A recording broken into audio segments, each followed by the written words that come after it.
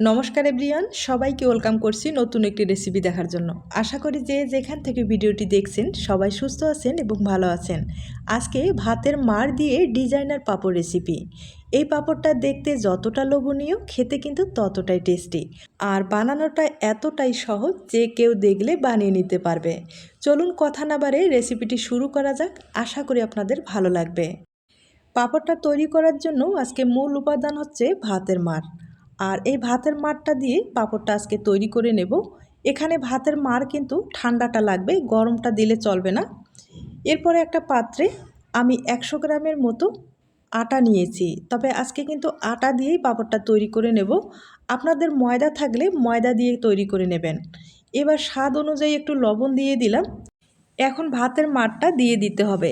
এখানে জলের পরিবর্তে ভাতের মাড়টা ব্যবহার করলাম।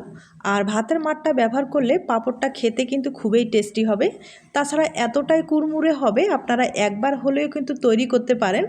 এর আগেও কিন্তু আমি ভাতের মাড় দিয়ে একটা পাঁপড় রেসিপি শেয়ার করেছি, সেটা কিন্তু ভাইরাল হয়েছে। তবে আমার চ্যানেলে অনেক রকমের পাঁপড়ের রেসিপি আমি শেয়ার করেছি। আর ভাতের মাড়ের মতো পাঁপড়, মানে ভাতের মাড়ের যে পাঁপড়টা রয়েছে সেটার মতো স্বাদ কিন্তু এখনও আমি পাইনি। আর এতটাই টেস্টি, আপনারা যদি না খেয়ে থাকেন তাহলে কিন্তু একবার হলো ট্রাই করতে পারেন।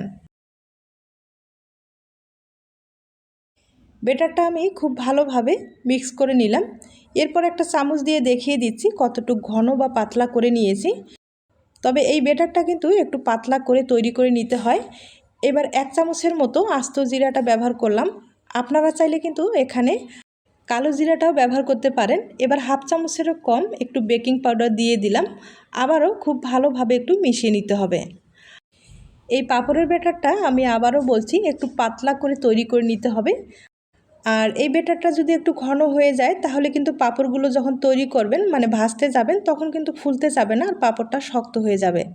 তাই বলছি পাঁপড়ের ব্যাটারটা কিন্তু একটু পাতলা করে তৈরি করে নিতে হবে। এখন যেটা করতে হবে, এবার কিন্তু কিছুটা ব্যাটারে আমি আলাদা করে ফুড কালার দিয়ে দিব।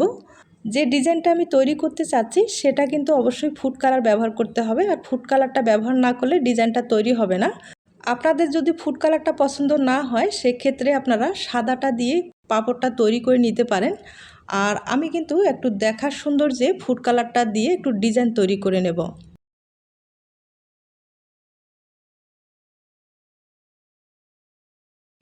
আমি এখানে 3টা ফুড কালার দিয়েছি আর একটা কিন্তু সাদায় রেখে দিয়েছি।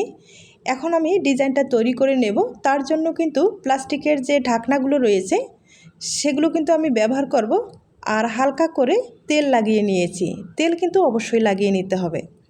এরপরে ডিজাইনটা তৈরি করে আমি দেখিয়ে দিচ্ছি। আগে সাদাটা দিয়ে দিচ্ছি, তবে পরিমাণে কিন্তু একবারে কম করে দিতে হবে। আর এই পাঁপড়গুলো কিন্তু একবারে পাতলা করে তৈরি করে নিতে হবে। আর পাতলা যদি না হয় সেক্ষেত্রে কিন্তু ভাজার সময় ফুলতে যাবে না আর পাঁপড়টা শক্ত হয়ে যাবে, খেতেও ভালো লাগবে না। তাই যতটুকু সম্ভব অল্প পরিমাণে বেটার দিয়ে খুব পাতলা করে পাঁপড়গুলো তৈরি করে নিতে হবে। আর আমি কিন্তু একটা সাদা দিয়েছি, তার উপরে কালারগুলো একটা একটা করে দিচ্ছি। তবে আপনাদের যে কোনো পছন্দের কালার একটা একটা করে এভাবে দিয়ে কিন্তু ডিজাইনগুলো তৈরি করে নিতে পারেন। আর এগুলো কিন্তু একটু দেখেই বুঝে নিতে হবে, আপনারা একটু দেখে বুঝে নিলে খুব ভালো হবে।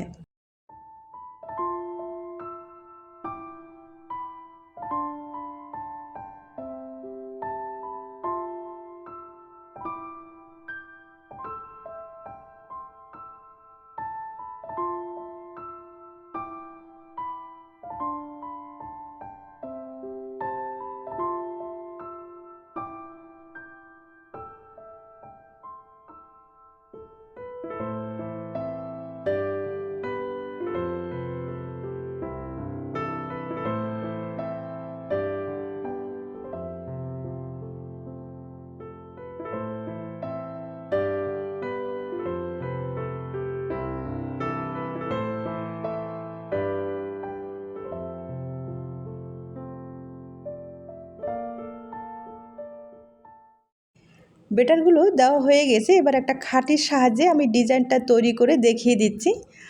আর এটা কিন্তু আপনাদের পছন্দ মতো যে কোনো ডিজাইন তৈরি করে নিতে পারেন।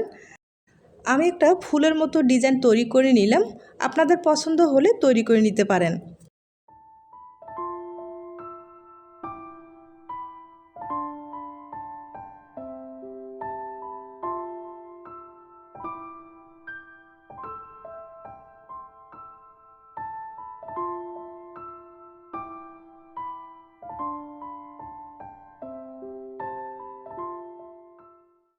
আমার 4টা পাঁপড়ের মতো রেডি হয়ে গেছে। এখন ভাপ দিয়ে দিতে হবে। আর ভাপ দিতে কিন্তু বেশি সময় লাগবে না, 30 সেকেন্ডের মতো ভাপ দিলেই হয়ে যাবে।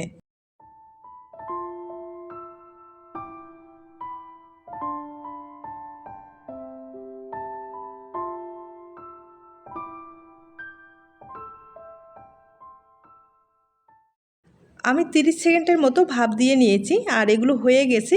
এখন কিন্তু তুলে নিতে হবে।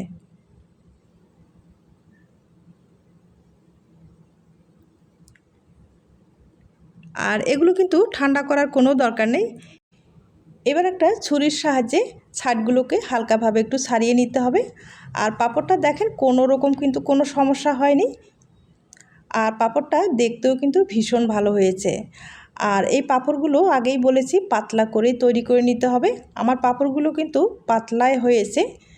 আর এখন যেটা করতে হবে, এই পাঁপড়গুলো কিন্তু আপনারা চাইলে ফ্যানের বাতাসেও শুকিয়ে নিতে পারেন, অথবা রৌদ্রের ব্যবস্থা থাকলে রৌদ্রে শুকিয়ে নিতে পারেন। আর এগুলো কিন্তু রৌদ্রে শুকাতে বেশি সময় লাগবে না, 3-4 ঘন্টার মতো সময় লেগে যেতে পারে, কারণ এতটাই পাতলা। আর এখন তো রোদ প্রচুর পরিমাণে। আর আমি শুকিয়ে নিয়েছি, আপনাদের আমি দেখিয়ে দিচ্ছি। আর এই পাঁপড়গুলো কিন্তু শুকানোর পরে আপনারা দীর্ঘদিন পর্যন্ত সংরক্ষণ করতে পারবেন। আর যখন খেতে ইচ্ছে করবে তখন কিন্তু তেলে ভেজে খেতে পারবেন। এখন চলুন আপনাদের আমি পাঁপড়গুলো ভেজে দেখিয়ে দিচ্ছি।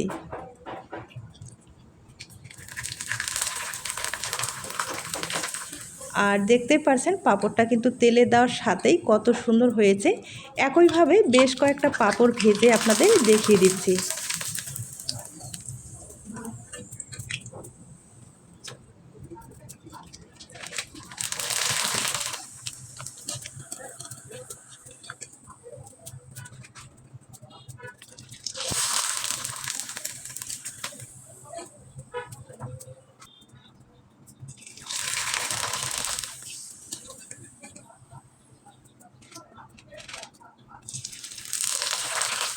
আমি একইভাবে বেশ কয়েকটা পাঁপড় ভেজে দেখিয়ে দিলাম।